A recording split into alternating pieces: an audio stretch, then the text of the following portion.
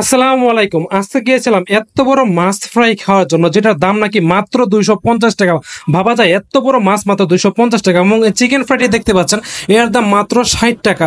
এবং সাথে খেয়েছিলাম মুরগি গিলা কলিজা, উত্তপ্ত গরম তেলে ভাজা হচ্ছে আপনার সামনে। টিক্কা, কাবাব, মাছ ফ্রাই এবং বিভিন্ন রকমের যত ফ্রাই আইটেম আছে সেইগুলো তো পেয়ে যাবেন খুবই সুলভ মূল্যে। এই ফ্রাই আইটেমগুলো ম্যাগনেট করে রাখা আছে, আপনার পছন্দ মতো যে কোনো ফ্রাই এবং কাবাব আপনি রেডি করে নিতে পারবেন। আপনি দেখে যেটি পছন্দ করবেন সেটি আপনার সামনে তারা লাইভ বেজে দিবে। এবং খেতেও খুব দুর্দান্ত লেগেছিল।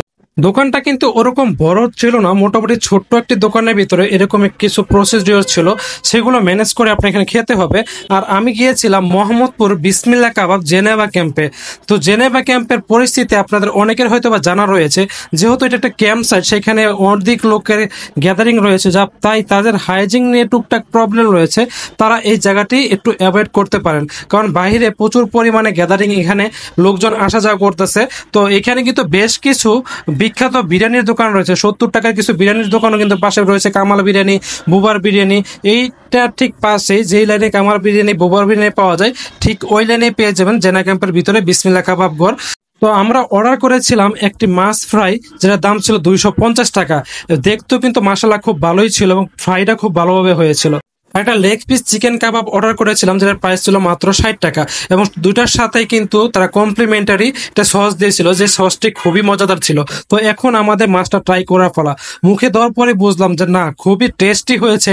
এবং তাদের যে প্রসিডিওরটি রয়েছে, তাদের যে বাজার প্রসিডিওরটি খুবই ভালো ছিল। বিশেষ করে ম্যাগনেট করার প্রসিডিওরটি, তারা অনেকক্ষণ যাতে ম্যাগনেট করে রাখে, ম্যাগনেটটা খুব ভালোভাবে করেছিল। আর সাথে মুরগি গিলা কলিজা অর্ডার করেছিলাম। তো গিলা কলিজা খেতে খুব বেশি একটা ভালো ছিল না, কারণ খুবই বেশি লবণ দিয়েছিল, যার জন্য এটা স্বাদটা একটু নষ্ট হয়ে গিয়েছিল। আর যে চিকেন ফ্রাইটি ছিল, চিকেন ফ্রাইটাও মাশাআল্লাহ ভালোই ছিল।